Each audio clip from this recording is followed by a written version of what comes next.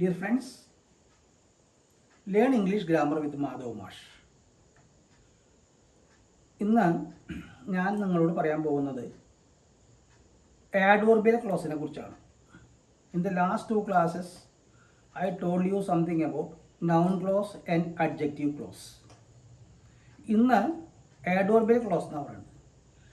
എന്താ ഈ adverbial clause എന്ന് പറഞ്ഞാൽ? Adverbial clause is a clause which modifies a verb, adjective or another adverb in the main clause.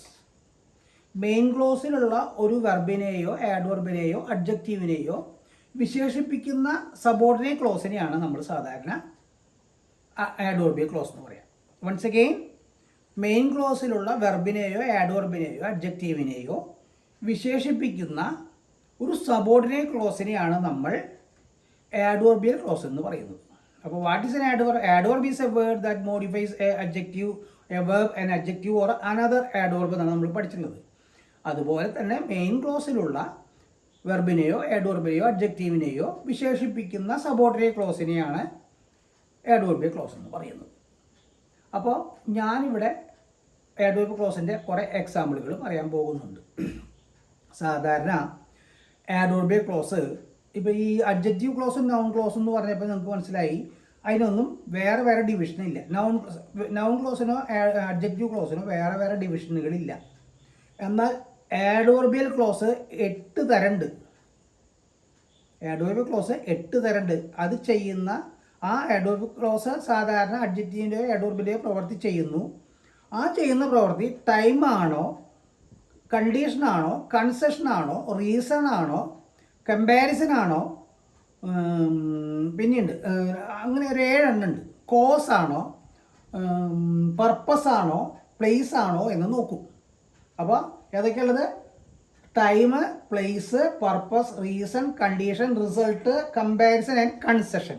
ഇങ്ങനെ 8 തരത്തിലുള്ള ആഡ്വർബിയൽ close ഉണ്ടായിരിക്കും. അത് ചെയ്യുന്ന പ്രവൃത്തി കാണുമ്പോൾ അറിയാം നമുക്കത് ആഡ്വർബിയൽ ക്ലോസ് ഓഫ് ടൈം ആണോ, ആഡ്വർബിയൽ ക്ലോസ് ഓഫ് കണ്ടീഷൻ ആണോ, ആഡ്വർബിയൽ ക്ലോസ് ഓഫ് കൺസെഷൻ ആണോ എന്ന് നമുക്കത് കാണുമ്പോൾ അറിയാൻ പറ്റും. അപ്പോൾ അതേസമയം നൗൺ ക്ലോസും അഡ്ജക്റ്റീവ് ക്ലോസും ആകുമ്പോൾ നമുക്ക് വേറെ ഡിവിഷനുകളില്ല.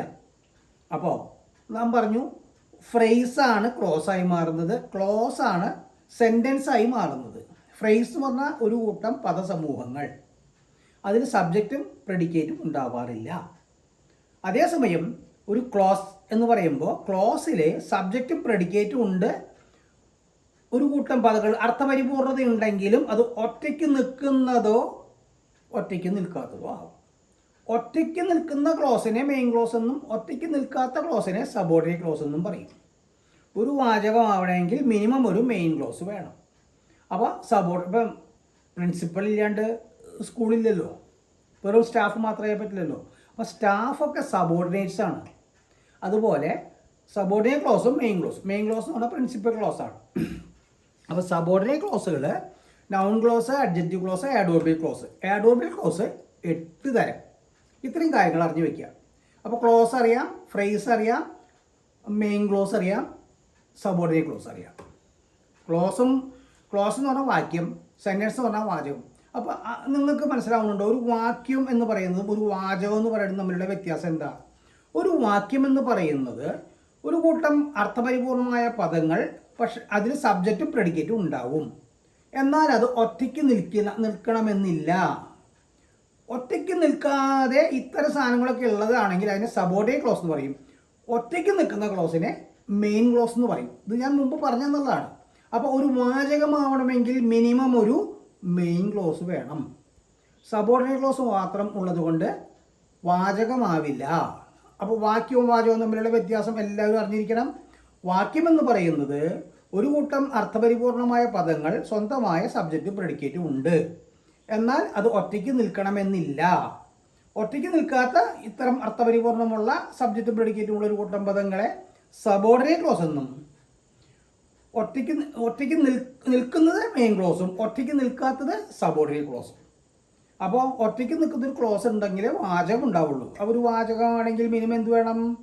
ഒരു മെയിൻ ക്ലോസ് വേണം. സബോർഡിനേറ്റ് ക്ലോസ് കൊണ്ട് മാത്രം വാചകമാവില്ല. അപ്പോൾ വാക്യം എന്ന് പറയുന്നതും വാചകം എന്ന് പറയുന്നതും എൻറ്റയർലി ഡിഫറെൻ്റ് ആണ് എന്ന് മനസ്സിലാക്കുക.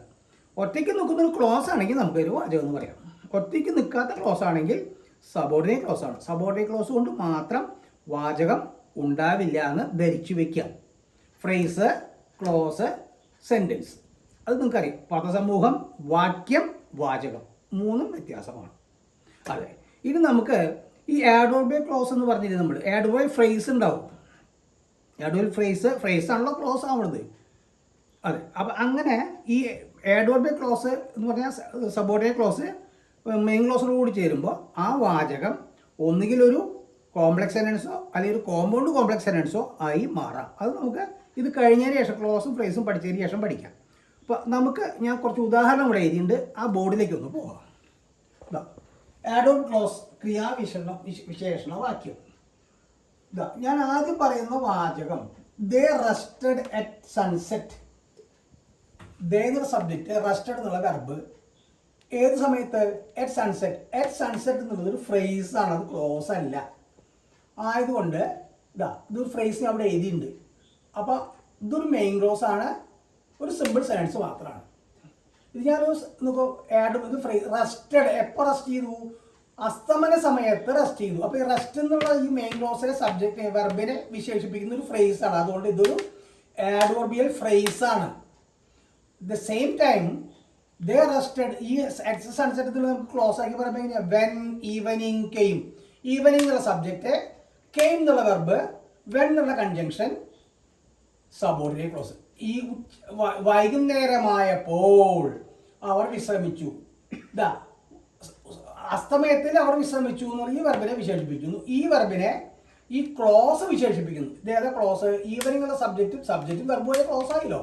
അപ്പോൾ ഈ ക്ലോസ് ഈ റെസ്റ്റഡ് എന്നുള്ള മെയിൻ ക്ലോസിലെ റെസ്റ്റഡ് എന്നുള്ള വെർബിനെ വിശേഷിപ്പിക്കുമ്പോൾ അതൊരു ആഡ്വർബിയൽ ക്ലോസ് ആയി മാറുന്നു. മാത്രമല്ല അത് സമയത്തിനെ കാണിപ്പിക്കുന്നത് കൊണ്ട് ആഡ്വർബിയൽ ക്ലോസ് ഓഫ് ടൈം എന്ന് വിളിക്കുന്നു. ഞാൻ പറഞ്ഞില്ല ആഡ്വർബിയൽ ക്ലോസ് 8 തരേണ്ടത് പറഞ്ഞില്ല, അതിൽ ഒന്നാണ് ആഡ്വർബിയൽ clause of time. 3, you may sit wherever you like. താങ്കൾക്ക് ഇരിക്കാം. ഇരിക്കുക എന്നുള്ള ക്രിയ മെയിൻ ക്ലോസിലെ ഇതിനെ വിശേഷിപ്പിക്കുന്ന ക്ലോസ് ആണ് വേറെവർ യു ലൈക്ക്. യു എന്ന സബ്ജക്റ്റ്, ലൈക്ക് എന്നുള്ള വെർബ്, വേറെവർ എന്നുള്ള കൺജങ്ഷൻ. ആ കൺജങ്ഷൻ സ്ഥലത്തിനെ കാണിക്കുന്നതുകൊണ്ട് adverbial clause of place. Adverbial clause of place. നമ്മുടെ 8 തരത്തിലുള്ള സബോർഡിനേറ്റ് ക്ലോസുകളുണ്ട്. ഇത് ടൈം, ഇത് പ്ലേസ്. യു മേ സിറ്റ്, എവിടെ ഇരിക്കാം? ഇഷ്ടമുള്ളടത്തിരിക്കാം. അപ്പോൾ ഇരിക്കുക എന്നുള്ള വെർബിനെ വിശേഷിപ്പിക്കുന്ന ക്ലോസ് ആയതുകൊണ്ട് ഇത് ആഡ്വർബിയൽ ക്ലോസ് ആണ്. ഇനി നാലാമത്തെ ഉദാഹരണമാണ് if you eat too much. വല്ലാണ്ട് തിന്നു കഴിഞ്ഞാൽ നിങ്ങൾക്ക് വയ്യായ വരും. യു വിൽ ബി ഇൽ. നോക്കുക, അത് എന്താ അതാ പറയുന്നത്? കണ്ടീഷൻ. എന്താ condition? If you eat too much, വല്ലാണ്ട് തിന്നുകയാണെങ്കിൽ നിങ്ങൾക്ക് വയ്യായ വരും. ഈഫ് എന്നുള്ളത് ഇതാ condition, subordinate clause. You subject, eat എന്നുള്ള verb. If you eat too much, വല്ലാതെ തിന്നുകയാണെങ്കിൽ ഒറ്റയ്ക്ക് നിൽക്കില്ല, നിൽക്കില്ല. നിങ്ങൾക്ക് വയ്യായ വരും, അത് ഒറ്റയ്ക്ക് നിൽക്കൂലോ. അപ്പോൾ ഈ മെയിൻ ക്ലോസിൽ നിങ്ങൾക്ക് വയ്യായ വരും എന്നുള്ളതിനെ വിശേഷിപ്പിക്കുന്ന ക്ലോസ് ആണിത്. യു വിൽ ബി ഇൽ. വിൽ ബി ഇൽ എന്നത് അഡ്ജക്റ്റീവ് ആണ്. കണ്ടില്ല, നിങ്ങൾ പ്രെഡിക്കേറ്റിൽ അഡ്ജക്റ്റീവ് ഉണ്ട്. അപ്പോൾ അഡ്ജക്റ്റീവിനെ വിശേഷിപ്പിച്ചാലും നാമവിശേഷണം, ക്രിയാവിശേഷണമാകും. കണ്ടീഷനാണ്. ഈഫ് കാണുമ്പോൾ കണ്ടീഷൻ ക്ലോസ് ആണെന്ന് മനസ്സിലാക്കാം. ഇനി I forgive you since you repent. നിങ്ങൾ പാശ്ചാത്തപിക്കുന്നത് കൊണ്ട് ഞാൻ നിങ്ങൾക്ക് മാപ്പ് നൽകുന്നു. I forgive you. എന്തുകൊണ്ട്? നിങ്ങൾ പാശ്ചാത്തപിക്കുന്നത് കൊണ്ട് എന്ത് ചെയ്യുന്നു? മാപ്പ് നൽകുന്നു. Adverbial clause of reason. എന്താ നിങ്ങൾക്ക് മാപ്പ് തരാൻ കാരണം? നിങ്ങൾ പാശ്ചാത്തപിക്കുന്നത് കൊണ്ട്. ഇനി adverbial clause are of many kinds ഉണ്ട്. അതൊന്ന് എഴുതി വെക്കുക നിങ്ങൾ. Adverbial clause of time, place, purpose, reason, condition, result, comparison and concession. ഇതിൽ ഞാൻ 4 കണ്ടീഷനെ കുറിച്ചോ 5 കണ്ടീഷനെ കുറിച്ചോ ഇവിടെ എക്സാമ്പിൾ തന്നു. ബാക്കി പർപ്പസ് കാണിക്കാനും റിസൾട്ട് കാണിക്കാനും കമ്പാരിസൺ കാണിക്കാനും കൺസെഷൻ കാണിക്കാനും ഞാൻ അടുത്ത ക്ലാസ്സിൽ എക്സാമ്പിളുകൾ എഴുതി തരാം. കാരണം എന്താ വെച്ചാൽ ഇനി വല്ലാണ്ട് നേരം പിടിക്കും. ആയതുകൊണ്ട് ഇനി നമുക്ക് ഇന്ന് ഇവിടുത്തെ ക്ലാസ് നിർത്താം. എൻ്റെ ക്ലാസ് കേട്ട നിങ്ങൾക്കെല്ലാവർക്കും നന്ദി, നമസ്കാരം. അടുത്ത ക്ലാസ്സിൽ ഞാൻ ആഡ്വർബിയൽ ക്ലോസിൻ്റെ മറ്റ് കണ്ടീഷനും റിസൾട്ടും കൺസെഷനും വെച്ചുള്ള ഉദാഹരണങ്ങൾ കൂടി തന്ന് നിങ്ങൾക്ക് ക്ലോസിൻ്റെ ഒരു അവസാനം കണ്ടെത്തി തരാം. എൻ്റെ ക്ലാസ് കേട്ട നിങ്ങൾക്ക് എല്ലാവർക്കും നന്ദി, നമസ്കാരം. എൻ്റെ ക്ലാസ് സബ്സ്ക്രൈബ് ചെയ്യുക, കഴിയാവുന്നവർ ഫോളോ ചെയ്യുക. ഈ എഴുതി തരത്തെല്ലാം വേണ്ട പോലെ എഴുതി വെച്ച് നല്ലപോലെ പഠിച്ച് ഗ്രാമറിൽ ചെറിയ ഐഡിയ ഒക്കെ കൈവശമാക്കുക. Thank you.